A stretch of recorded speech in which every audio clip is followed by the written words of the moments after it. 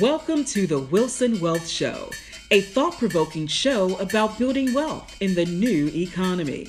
Each week, members of the Wilson Wealth team and their guests will discuss how to navigate the world of personal finance, stocks, real estate, and entrepreneurship to help you build wealth in the new economy.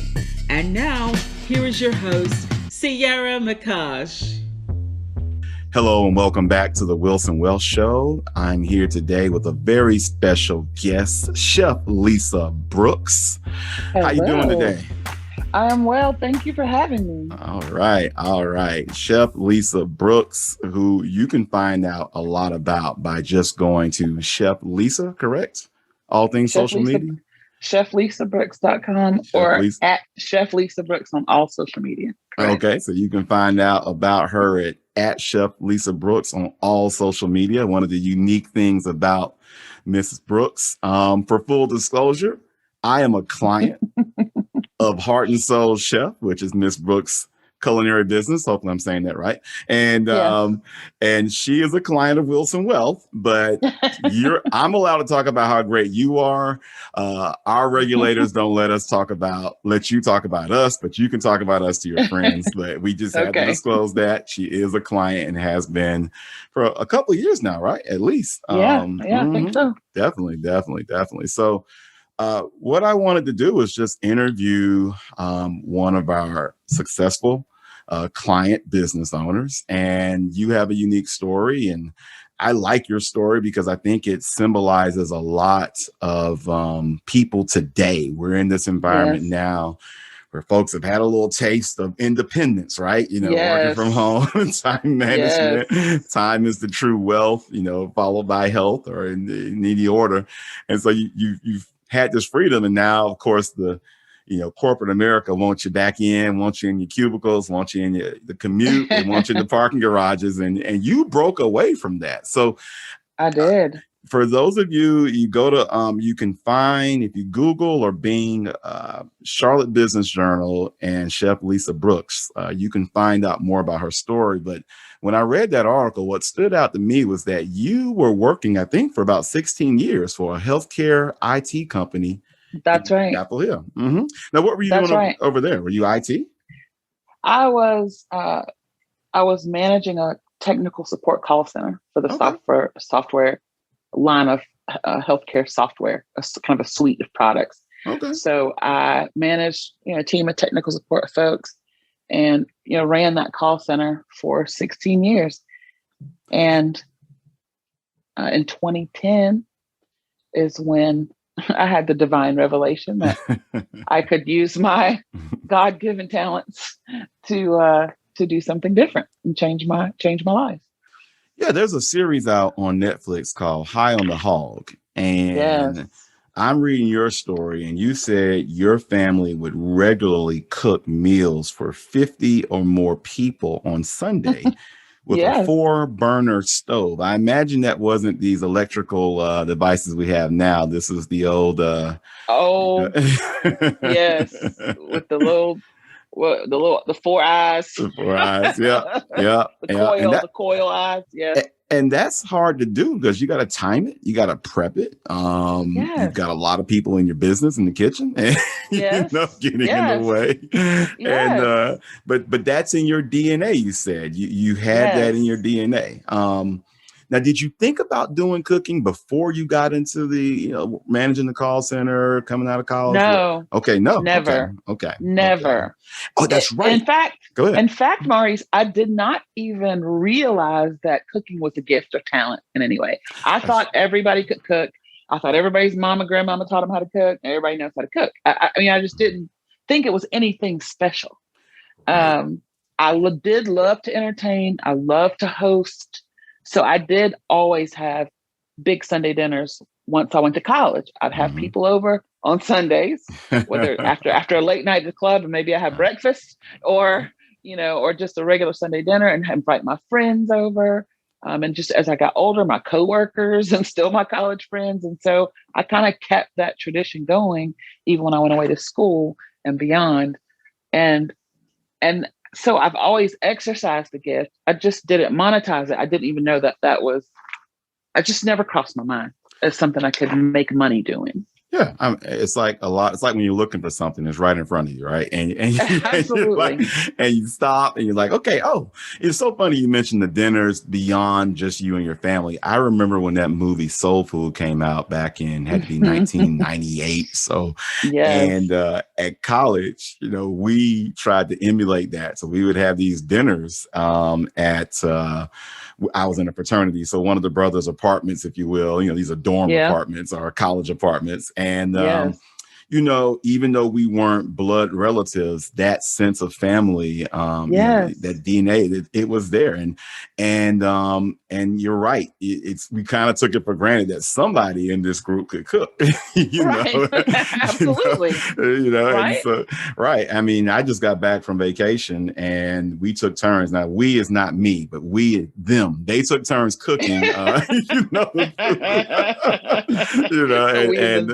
basically they did a range of things. And so now if we circle back to you're in Chapel Hill. I'm assuming that's not the Research Triangle, but that's close enough, right? It's part of the Research Triangle. Oh, it is? Okay. See, this is me, Charlotte. Columbia native. Chapel Hill. Yeah. Chapel Hill. Durham, Chapel Hill. Yeah, okay. Sorry. I'm so when I hear Chapel Hill, I think basketball and then researchers. But so you're there. That's right. State, Duke, and Carolina, and I'm a Carolina girl. That's right. You are Carolina, like UNC, like alum. Yes. Okay. Yes. Great. That's where I went to school at 18, and I stayed for 22 years in that area. And it's funny we talk about it, and where I know your podcast is, about wealth and talk about time.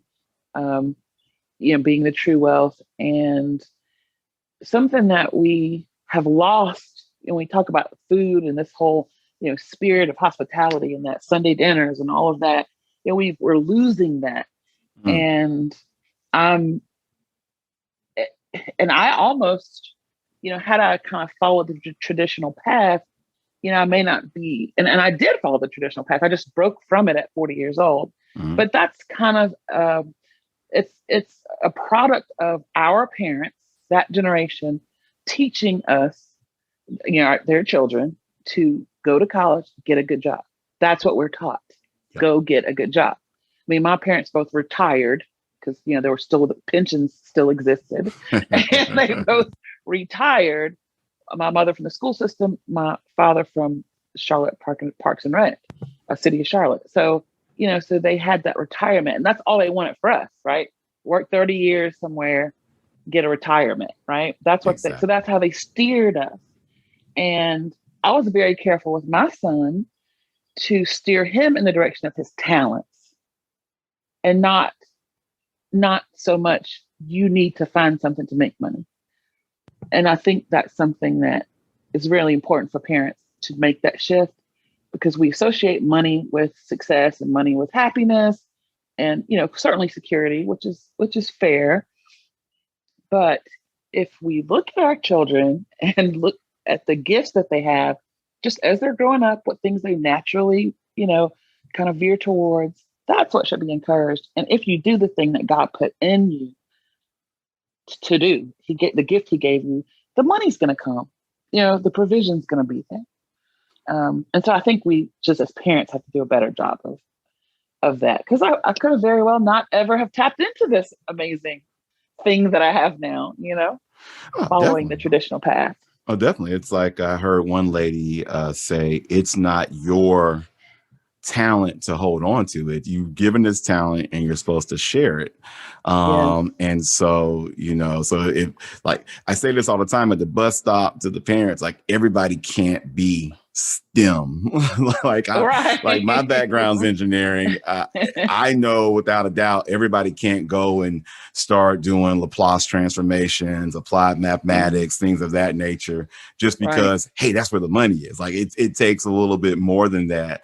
And I concur with you. You need to, go where your kids' talents are instead of trying to mold them into this,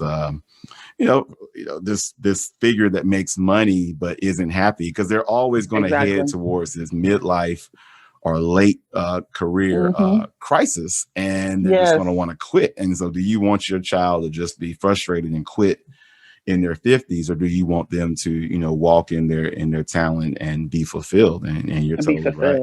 Yeah. And the thing is, you have to go where their interests and talents are. You can't say, okay, well, you can do music, but only classical piano. Right. Everybody's for the piano. Nobody's for the guitar and the drum set. Right.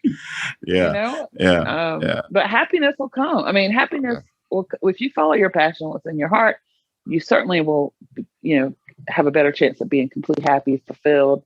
And because the universe needs that talent out of you, the money is going to come. I mean, I've just seen it over and over again. At this point, I'm a firm believer that you worry about your purpose, let God worry about providing for you. And that's the solution. That's the equation. That's how it works. I like that. And so speaking of that, now I'm reading your story, and so you have this divine intervention. You say, God, you got to get me out of here. Right. You know? And you just heard him say, cook, but you were still there when they did layoffs. So you finally got the push. Like, what were you waiting on? Yeah. You know, I was preparing. Preparing. Okay. So, you know, sometimes God will give you a word, and he gives you that so you can start to prepare, not so you can start to celebrate, but so you can start preparing yourself. Right. So, you know, there's still a lot of fear there. And I know if there's anyone listening who is a career changer, or that's in a career that you wish, you know, you could transition out of, and you just don't know how, you just think that would be crazy, that, you know, that I am here. This story is for you because, you know, I was making six figures. I'd worked my way up in this company as a Black female, and you know, as a single mom, you know, it's just every reason for me not to be successful in a sense. And so I really appreciated, and I was grateful for the position that I was in. And it did seem crazy to me to leave it. You know, it seemed maybe a little reckless, but I had so much faith at that point in my life. I just said, and I was experiencing in my physical body, I was experiencing the toll of stress on my body, panic attacks, back spasms, migraines. My body was telling me that I needed to change. And I know there's people out there who are in the same situation, anxiety or depression, or they're drinking or they're smoking, and they're doing everything they can to numb those feelings instead of listening to them to say, oh, maybe I am uncomfortable enough now to make a change. And that's where I was. I was so uncomfortable at that point. I knew I had to make a change. And so January is when I had the revelation. And yes, I set my plan in motion. I researched food jobs because I knew I didn't want to work in a restaurant. I was 40 years old at that point. I don't want to work 80 hours a week in a restaurant, you know, for pennies, or, you know, relatively. And so I looked at food jobs, and I looked at food stylists, and I looked at personal chefs. And because I am a creative, but the concept of a personal chef was very new to me. I understood what a private chef was, you know, who worked maybe or cooked for maybe celebrities or really wealthy families, and that family or that person was their employer, and they maybe even lived with the family or the person, and they were kind of full-time employee, right? I knew that concept, but the concept of a personal chef was actually pretty new. It's a new industry. It was in its infancy, but it sounded fascinating to me that I would go into several people's homes throughout the week and prepare their meals for them. And the cooking part, I knew I could do that. It's just a matter of learning, how do I operate this business? And so I did take, you know, what was available at the time was an online course, and just started in the path. I moved to Charlotte. That's where the culinary schools were. I knew I wanted to go to school. You don't have to become a personal chef, but I chose that. And so I moved to Charlotte. I still worked for the company because I was working remote. And I had my big exit for July 30th, because August is when culinary school started. I registered in school. My son had graduated high school in June, so he also was registering for college. So there's another reason why this was a crazy idea, right? My son's going to college, and I'm going to go at the same time, and I have no idea how I'm really going to make money. And so July 15th, I was going to give my 2 weeks notice that I'm out of here into July. And that was it. Well, I was going to walk away from it all with nothing. Right. Mm-hmm. But July 9th, because God is good, I was laid off. So you got severance. God is good. I got severance for 12 months of severance and 18 months of health insurance. Contingent. Oh, wow. So, and then of course, this is right after the recession. Mm-hmm. And a lot of the things that President Obama had in place for after that recession, I was able to actually, after that period of severance, even still take advantage of unemployment. And my son's college and my college ended up being free. Oh, wow. So when God asks you to trust him, I know this isn't a religious podcast, but this is my story. It's just the truth. And so, when he asks you to trust him and that he's going to do it, you can't even think, you just can't even imagine how it's going to work. But you don't need to. The good news is you don't need to worry about how it's going to work. You just need to be obedient, put one foot in front of the other and walk in the direction, which is what I did. And that's how it laid out. So I walked away without having to worry about money. I was able to focus on school, culinary school. And I did start to gain clients while I was in school. Mm-hmm. And at the point I graduated culinary school, I was full-time personal chef, had 4 families I cooked for every single week. And it was amazing. It was freedom. It didn't feel like work, and it still doesn't to this day. So that was the beginning. That's how Heart and Soul Personal Chef Service was born. Well, let's go there now. How did you pick the name, and then how did you get the website? Because the website should not have been free for you to get. Post.com bubble. In fact, so let me so the reason I picked you, and not even you, just I guess you. I was at the CIAA, which is people who come to Charlotte in the region know CIAA is this big basketball tournament they have with historically Black colleges in the mid-Atlantic and parts of the Southeast. And so we're having it here in Charlotte. I was at the Food Lion, one of their events. I'm talking to kids about money. And I look at the magazine or little handout, and I think you had won an award, or you had won something. And so I started. We were doing chef competitions on stage. Okay. So I dug in your path. I'm like, oh, she does meal delivery, and and my wife was traveling at the time, so we needed meals that weren't just out of a styrofoam container. Right. And so that's how I ran into you. But I'll tell you, I was like, no way it's heartandsoulchef.com. I thought it was like not a scam, but I'm like, really? So because Charlotte is a big city, but that's right. You would think Heart and Soul Chef would be somebody out of Atlanta, DC, one of the other cities, but it was you. And so and you were so busy, I had to track you down because I still wanted to make sure you were real. So I ran you down, and you finally called me. And I said, okay, it's real. They can start. I'll pay for it now, So nice. Yeah. But what I want to think about. So first, tell me the name, tell me the website, but then tell me you were early in the meal delivery service as well. So tell me. Name, website, meal. What made all that happen? So Heart and Soul Personal Chef Service. Anytime I'm trying to think of just branding myself, it has to mean something to me. It can't just be some contrived thing.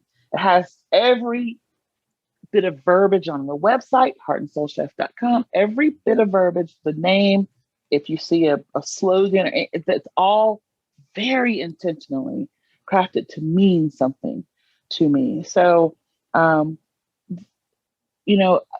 hospitality, the spirit of hospitality is in my heart. That's where to show someone in the South, for me, and in the South of my family, to feed someone is to show them love. That's how you give your heart to someone. You feed them. And soul is really just the homage to the type of food. It's what we know as soul food or Southern food. Yeah. And that's woven throughout, no matter yes, I was classically trained in French culinary techniques. And yes, I can do it all. But I do the most upscale events and I have the most upscale clientele, but I weave throughout that. You're always going to have my Southern roots woven throughout everything that I do. And so that's where Heart and Soul came from. And our mission is to help people rediscover the joy of feasting together. And that's directly from that joy that I felt as a child. It's Sunday dinner in my grandmother's house with all my cousins and all my aunts and uncles. That was the 60 folks. And it was a feeling of just abundance, of acceptance, of love, of joy. And that's what we left from my grandmother's house every Sunday with. And I want people to experience that, whether it is meal delivery, a delivered meal or delivered feast, or a feast that's a person, like a private, dinner experience. And so when I started the business, it was all about in-home meal preparation. And just very quickly, because of the need, the demand drove us in the direction of, okay, I can no longer go into a person's home and spend 6 hours a day preparing food for one family when there's 25, 30 families that want this service. And I have to, I didn't want to say no. I don't like saying no. I don't like turning people away. So then we moved into a commercial kitchen, made all of the meals at once and delivered them out to several families, so dozens of families then we could service. And that's how that was born. And so because for my clients, and this, Maurice, for my clients, it's not a matter of, they don't need a HelloFresh box or a Blue Apron. They don't need, because the problem isn't the food getting into their refrigerator. The problem is they don't have time to cook it. Right. So those types of meal boxes were not helping my ideal clients. My ideal clients don't have time for that. They know they can't eat out every day. They know they just shouldn't, right? Right. Yes. And it's not good for them, and they don't know what's in it. And so we were able to provide what we called at that time everyday meals for everyday people, and deliver it out. So cooked, prepared food, chef prepared food. All they had to do was microwave or put in the oven if they chose, and just meals ready to eat, right? Like the military. They're not freeze dried. Oh no, it's ready to go. They're fresh, not frozen meals to consume during the week. And so that's how we went into the meal delivery space, which we're still in to this day. We do, of course, with the rise of allergies and food intolerances, there's so many people being diagnosed as gluten-free, soy-free, dairy-free, sugar-free, corn-free, all of the frees. And so we have had to adapt over the years and be able to take care of all of those folks. Because if you have a child with a peanut allergy and you have a gluten allergy, or soy especially, corn especially, because soy is in everything. I mean, gluten's in almost everything. Yes. And nuts, I mean, you just can't take that risk. You can't eat out all the time when you have those types of things. It's like walking in a landmine, right? Right. So, and so it serves those folks to hire someone like me and my team to take in their assessment of their desires, their needs, their preferences, allergies, etc., and craft a menu specifically for them. So we do the custom service. We do the chef's choice, which is, people who don't have any of those things. They just want some good food. So we do that. And then, of course, we do our amazing in-home private dining experiences where we help people celebrate life's moments. That's awesome. And so that has all combined to have you, according to the article, you've got 20 staff members, including 5 Black female chefs. And I think that's important because I'm taking that there aren't a lot of us that are, or maybe Black females in that are chefs. So that's important. And then now there's 8 of us. There's 8 Black female chefs. And I'm sorry, this article is out of date. This article is 2 years. No. I mean, it's just we're growing. We're growing like crazy. Growing like crazy. So now there's 8 of us. 8, and I think now this all Black. All Black, all female. All female. All right, which is hey, and This article said revenue was at 500,000. That was 2019. Yeah, you don't have to share the revenue numbers. I'm just giving people facts that they can look. And you're serving right. Charlotte and Raleigh, Durham area, right? That's right. We have 2 chefs now in the Raleigh Durham area, and the triangle anywhere from Fayetteville to the Raleigh Durham area. So we have 2 chefs in that area, and we have 6 here in the greater Charlotte area. Yeah. So, and that's just massive success. And I think, to put another point on it, people need social proof, but you were on Tamron Hall, what, 2 months ago, I think, right? It was, actually, it was Christmas. I know it seems like that. Oh, wow. It was just Christmas. It was actually the Christmas episode. Okay. I know it's amazing that we're already almost in July. It was insane. Right. But yeah, it was December of 2020, and they actually found me through my social media channels, through my TikTok channel and Twitter. So I did set up a TikTok back in September and started doing cooking in 59 seconds on TikTok. Right. Again, Chef Lisa Brooks on TikTok, and it just really resonated with people. Within just a few months, I had like 125,000 followers on TikTok. Oh yeah, and my son, who is a millennial, he's bless his heart, he's 29 years old. He's a really intelligent guy, but he is a millennial. So I had to put him in charge of my social media. So he got me up on Twitter. He got me, I was on TikTok already, but he got me on Twitter, which was great because I never really got it. I mean, of course I understood Facebook. I didn't really ever understand Twitter. So he got me on Twitter, and I don't know, I have 4,000 or 5,000 followers on Twitter in a few months. And that's, so I put out a TikTok video, my son retweets them. He tweets out my TikTok videos. Okay. And so that's how Tamron Hall Show found me. And they asked me to be part of originally their Thanksgiving program. And then it ended up actually taking place on the Christmas episode. Yeah. And you were really good on the show. I really, thank you. I don't want to, this is going to sound, I saw a different side of you. And then I checked out your social stuff and I'm like, oh, this is actually her. Like, so you were giving me what people don't know, let's just keep it real. When you own a Black business, ironically, you sometimes have to be your most professional with your Black clients because they don't want, and it's not that we're being unjustly harsh on each other, but you want them to feel comfortable with you. So when you came to our house, and we had known you for a while, but I had never really met you face to face. When we re-up with you in our new house, you came over with your outfit on and your menus and everything. Clipboard. Yeah. So I'm like, oh, this is Lisa about that business. Legit.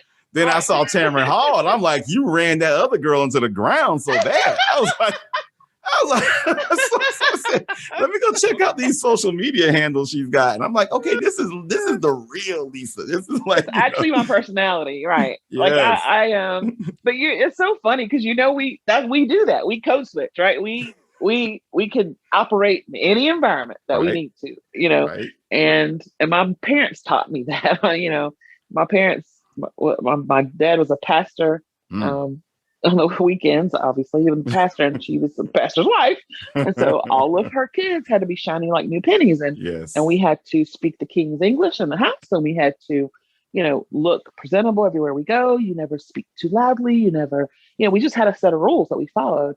And we were always told we had to be, twice as good, 3 times as good, 4 times as good to be treated the way we should be treated, and so that's and I've actually relaxed now. 11 years in business, finally I've kind of relaxed to the point where I'm able to show more of my personality even on the onset of a business relationship with a new client.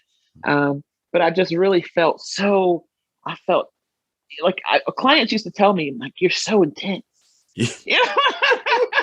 And I'm like, I'm really very silly and animated, but I guess I am really intense when I'm in the person's home. But I thought that's what I had to present. But I'm getting older. I'm over 50 now, and I realize, what, people do just like me for me, and they like my personality, and I can show more of that now. Well, I often wonder, my wife says at her job, they call it bring your authentic self or be your authentic self. I sometimes wonder, like, all right, you don't want to get into stereotypes, but there is a difference between all the groups, right? Whether it's the ones we're used to talking about or the ones we aren't talking about.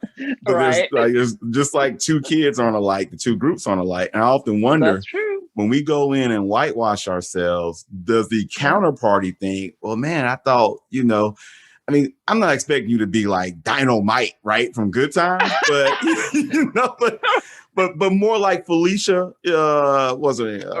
Felicia Claire Huxtable. Oh, yeah, like that. Absolutely. Like we're getting to where we won't even give them that. We had gotten so into, I don't want to, I want to be this model minority for what it's worth, and I think it does a detriment. Yeah. In fact, I remember a guy told me when I first got into business, he wanted more diversity in his client base because he was tired of seeing the same guy.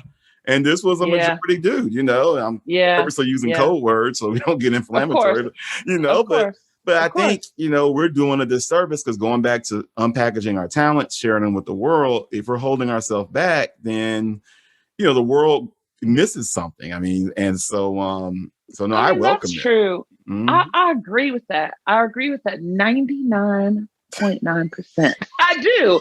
I mean, I agree with that. And it's actually been some of the younger generation that's helped me to break free from that whole thing of like perfection and being this, like you said, a model minority. Yeah.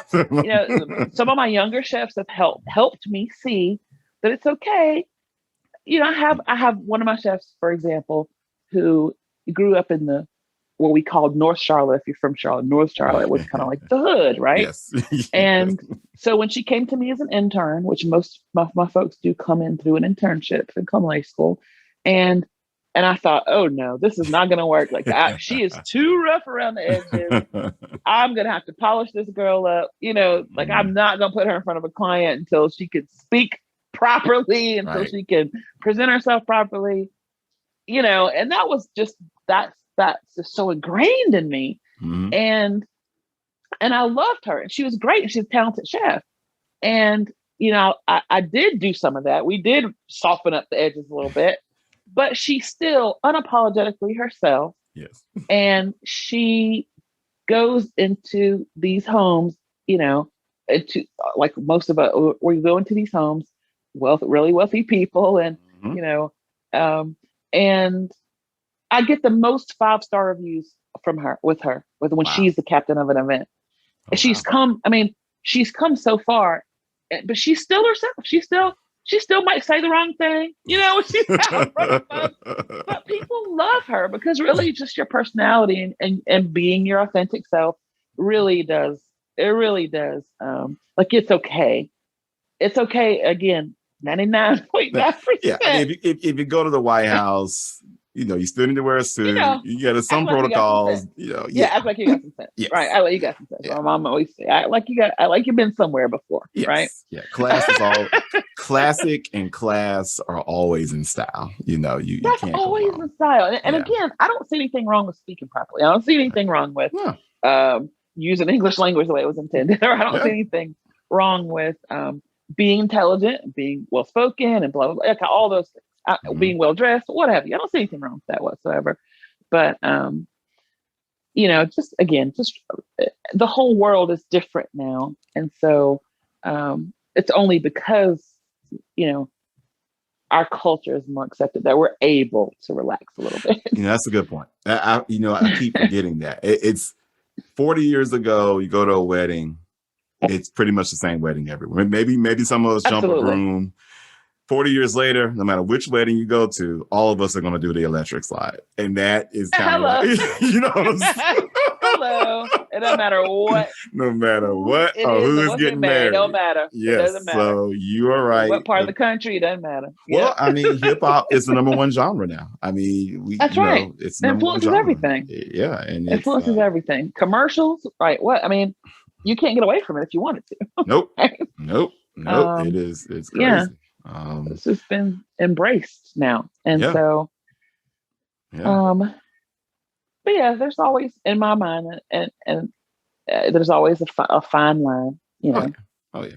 There's Yeah. always that line, but I don't cross, and my folks don't cross, as Right. far as just being very hospitable, but not being too familiar. Right. That's what I always say, right? Yes. Don't Oh be my too gosh. familiar. Be personable Yes. and likable and Yes. conversational, but Yes. don't be too familiar. Well, we used to. Well, there's a word for that: ingratiating yourself. Yes. So, Yes. Yes. so I agree. I agree. And that's I with agree. any client. Oh yeah. No matter who the client is, no matter what color they are, no matter what group they are, no matter majority, minority, it doesn't matter. Our clients deserve we offer a certain level of honor and respect. Yeah. And that's our level of character, that we choose to operate at this level. Yes. And that's all of our clients receive that from us. Like, that's our goal. Everyone to feel special in the moment. And so that's why we carry ourselves. It's just our identity at this point. Totally. Yeah. When I was going to clients' houses, suit and tie, and they would tell me, man, stop wearing the suit and tie. Stop wearing, to this day, suit and tie or a sports jacket. And I know it makes them feel a kind of way, but it's like, I want you to feel like if you refer me, this is what your friends and family are going to get. Right. You don't have to worry if I'm going to come over with the concert T-shirt on and exactly. the jeans, like, no, I'm right. And I feel better about what I do, Exactly. It's just a line there. I mean, you're a financial guy. You're gonna ask, we're talking about money. I need you to look like exactly. I need you to have a certain appearance. Yeah. Personally. For me, totally. Right? Yeah. I mean, if I was just lax around you the whole time, you would have said, well, I don't know. Yeah. Yeah. And we have to, we are our own worst critic when it comes to doing business with each other. Right? Yes. Yeah. We are our own worst critic, and we, like you said earlier, we hold each other even to a higher standard. We'll put up with a lot from a majority business, or from Target or Walmart or any majority business. I mean, we don't demand the same level of excellence, and we don't critique it to the ninth degree. But with each other, it's like we're looking for a reason, right? Unfortunately, and that's unfortunate. That's unfortunate. But I think we are going in the right direction, because I have, and I continue to do business with some really exceptional people of color. Whether it's my photographer or my, my one of the writers and editors that I use for my cookbook. Just my PR strategist. I mean, it's just my marketing person. And I've had both. I've had people who completely sucked, and I've had people who were amazingly professional and they knew their stuff. Yeah. And so it's just a matter of finding the right person.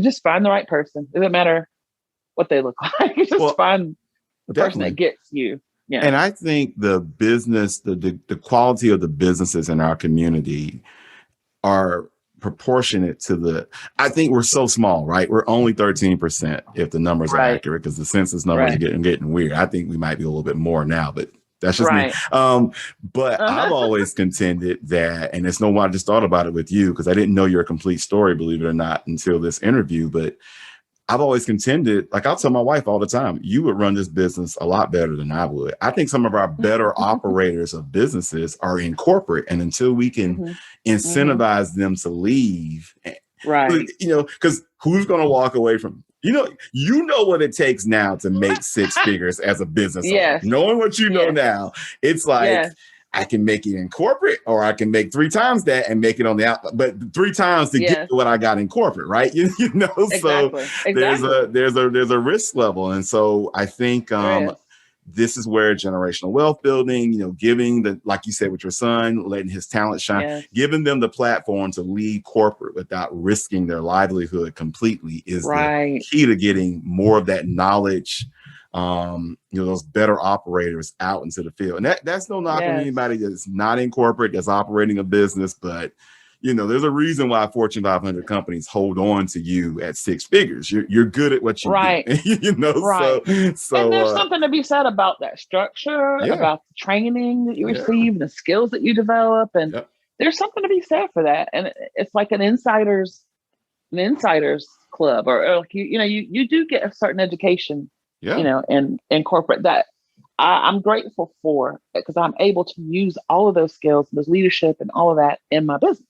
Definitely. Definitely. I might be a very different type of business owner, or different type of boss, if I hadn't had that corporate experience.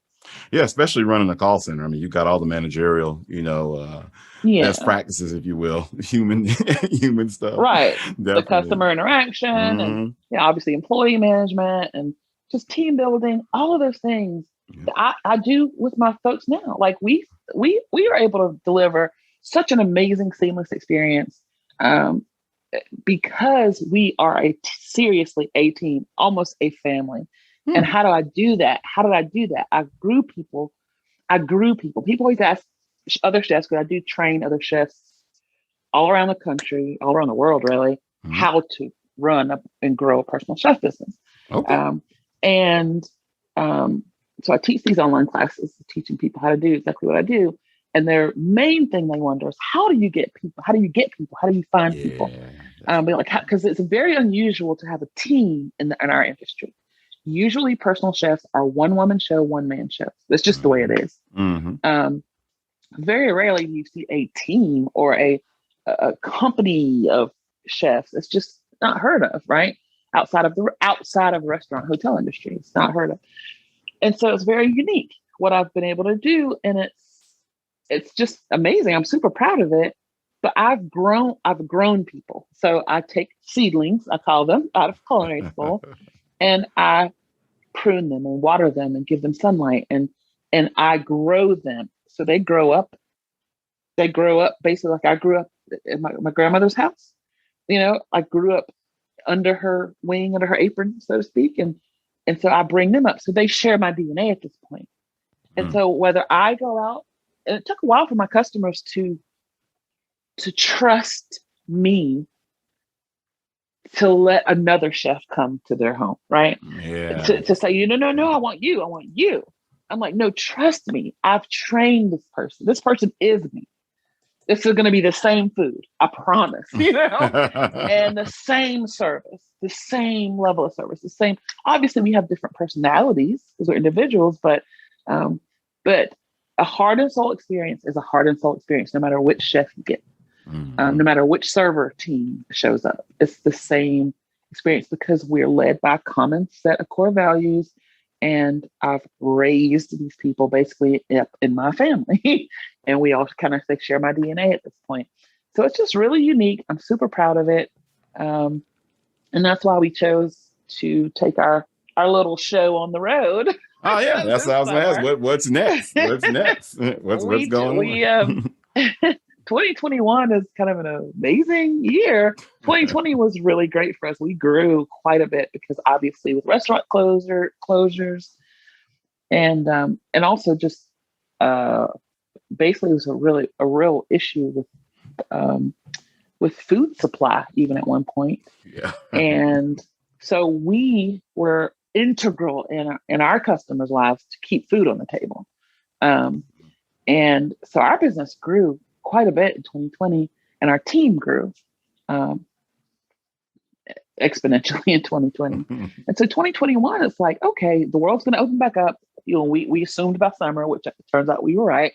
And we want people are going to be ready to celebrate. They want to get out and do things. And let's do what we do here in the Charlotte region. Let's do this on the road. We want to share. I'm super excited actually to share my Carolina-based cuisine, my low country cuisine, and our dining experience, which can only be experienced, not really explained, to those who followed my career from a distance, whether it's through social media or whatnot, and people who may be new to my work, because we just want to curate unforgettable dining experiences that are inviting, fun. We always say people come as strangers and leave as friends. And so we've been able to share this all throughout Charlotte region, greater Charlotte area. And so we just look forward to sharing that kind of magical experience in major cities across the country. So my girls, our team of female chefs, we call ourselves the Queens of Culinary. We're going on tour. We're going on tour like a rock band all over the country, just like Atlanta, Houston, Dallas, New York, DC. So we're going over. It's called the Joy of the Feast Tour, and Of course, all the info is on cheflisabrooks.com. And so we are curating these amazing plated 7-course royal dining experiences. And we're doing it in homes. We're renting homes in these cities because that's what we do. We don't do banquet halls and really impersonal things. We celebrate in people's homes. And so that's what we're doing on the road. We're renting homes and having people come in and feast with us. It's going to be amazing. That's wild. And I know I definitely am signed up for one of those stops. That's right. Yep. After missing the boat earlier. But that's amazing. And just I like the foresight, like predicting or at least, betting on the economy reopening, being in position for the crisis, if you will, when people had the pandemic. And that's the thing when you're running, you say you're running an A+ team, you're in position for those opportunities. And I think you can lose sight of that, when you kind of buy into, hey, I'm just a small business. This is what we are. If you're always thinking of, well, what else is out there? Then when those opportunities come, you're there. Like, so, the Tamron Hall, the tour, and some other things you haven't mentioned. I don't want to mention unless you mention, got my cookbook. Cookbook. Okay, cookbook. And, it's also called The Joy of the Feast. Joy of the Feast. Yeah. I mean, so I like that. Go ahead. At the printer now. So it's at the printer now. It's at the printer now. It'll be released right as we go on tour. It'll be available on Amazon, but people will be able to get actual hardback signed copies if they're at our tour stops, at our dining experiences. That's the only place they'll be able to get signed hardcover copies.